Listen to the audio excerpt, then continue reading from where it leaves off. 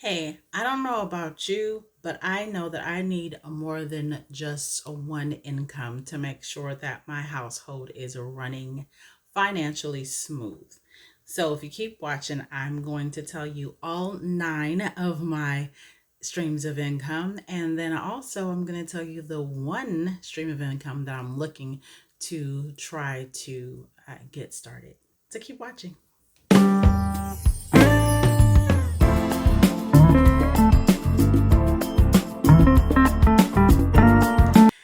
So, if anything else, we did what we learned from the recent things that have gone on in our country is that we need to have more than one stream of income. And I have been talking about that for years, even before everything happened with our country. And it reigns true because you never know. You do not know when someone is going to tell you, like if you have a 9 to 5, when someone is going to tell you, we don't need you anymore. We don't need your services anymore. You also don't know that when you have your own business either. If you're running a service business like I do, you don't know if someone or one of your customers is going to decide that they don't want to use your services any longer. So it is important that you have more than one, maybe even more than two streams of income coming into your household to sustain your household. So everybody has different types of incomes coming in, and these are just nine of the ones that I have that are coming into my household. This does not include anything from my husband or any other income that comes in, but this is just what I bring to the table and what I'm bringing in the household. I'm going to probably be looking down a couple of times because I made a list because I can't remember everything. But I want to bring that to you. So maybe there's some things that might interest you that you're going to look into to start doing. So, my first stream of income is, of course, like a lot of people, my 9 to 5. That is where I work for someone and I am a W-2 employee. That means I get paid on a paycheck every month, and that is coming into my household. Now, like I said, you never know. A job can decide that they want to lay you off, they can fire you at will. It's different ways that they can decide that they don't want to use your services anymore. So, I don't only depend on my 9 to 5. My second stream of income is my business. Like I always tell you guys, I am a tax accountant. So I do taxes, or I prepare taxes and I plan taxes and I strategize taxes every single year during the tax season. Now, granted, the tax season is only from January through April most years. These last couple of years, it's been a little bit longer, but those are the time frames in which I am preparing taxes or doing tax resolutions or anything like that. I actually do tax resolutions all year long. I also do amendments for people, and it's a good way, a good stream of income for me. And also, it helps me to keep my juices flowing and keep my degree being used every single year. The third thing that I do is I also do Poshmark, so or eBay, those type of store, Macari. So I think I've posted. Well, if you follow me over there on my Instagram page, you know that that's one of my other side incomes or side hustles.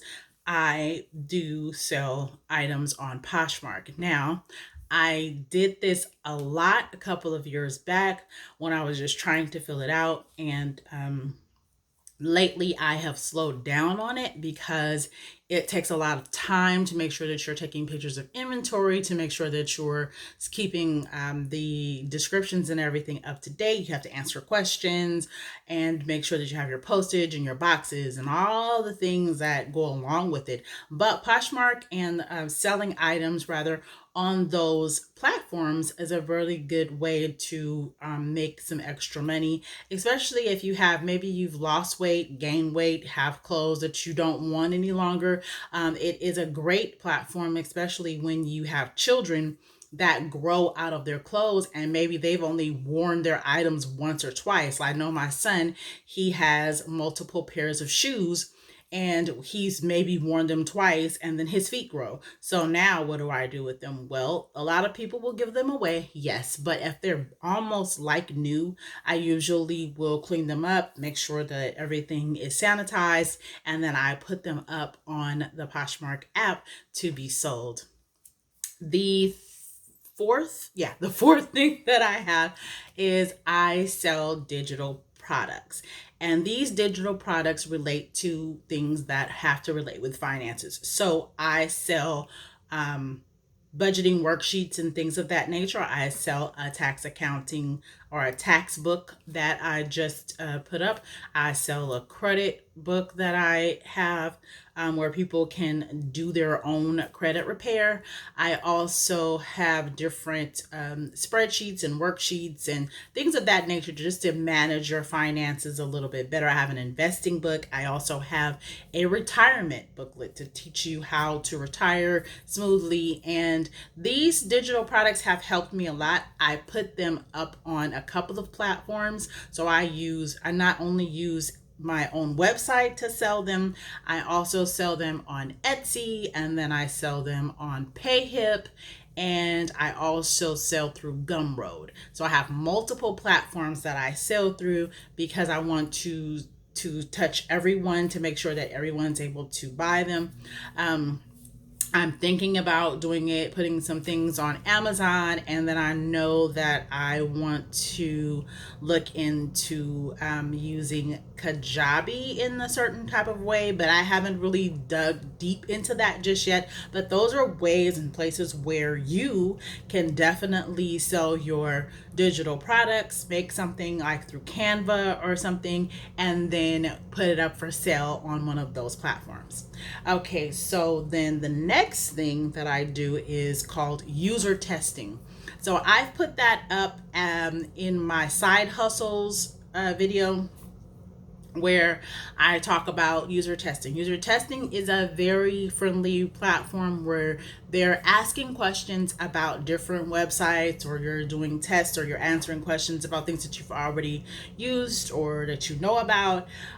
It's helpful for me when I want to make a quick $100 or something. I can go on there, answer 10 or do 10 of the questionnaires, and then that's $100. I'll get that the next week. And so it's not a lot of money because I don't have that much time to spend doing it, but it is extra money that helps me when I need extra money. And I take that money, I might put it in savings, or I might put it towards investing in some stocks. So it has been beneficial for me over the past years.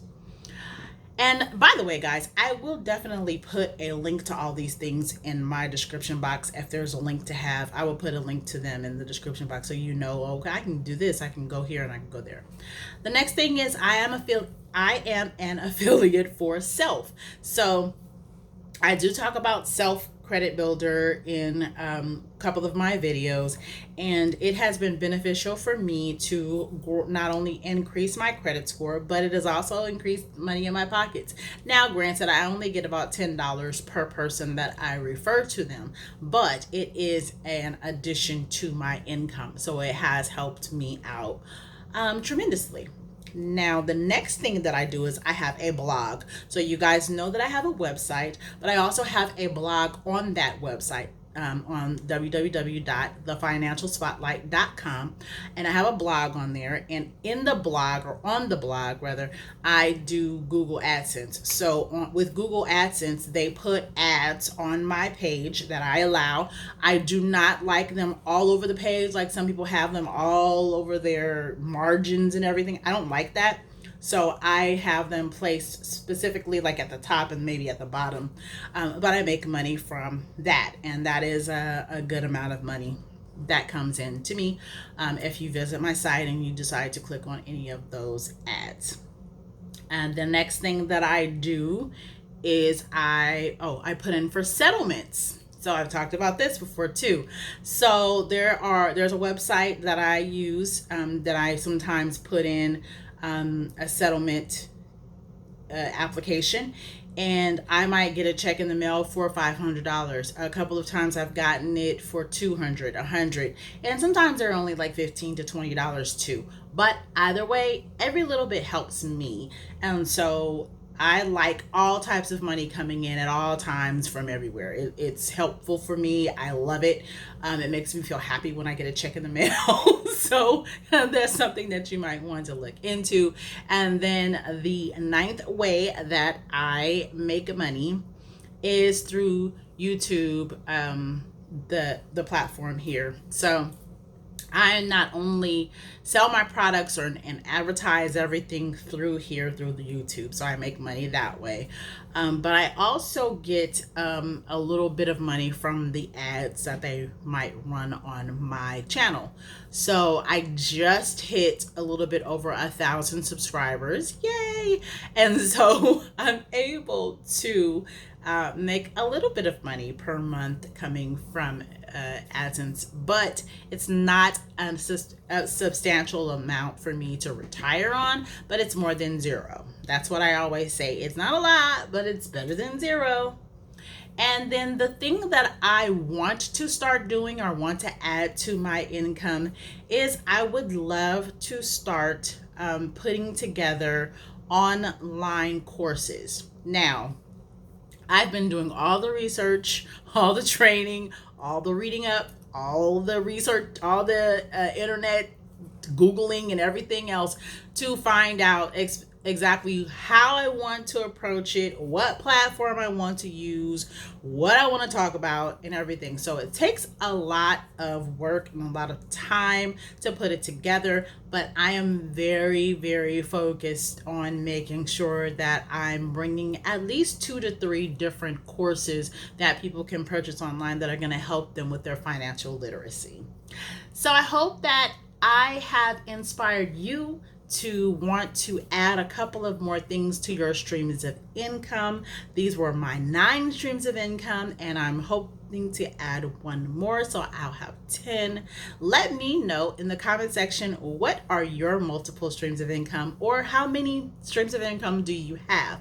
Also in the description box, I'm going to put the links to some of the ones that I have talked about today. Maybe you might find out that you want to join or be a part of those also, or do the same thing that I do.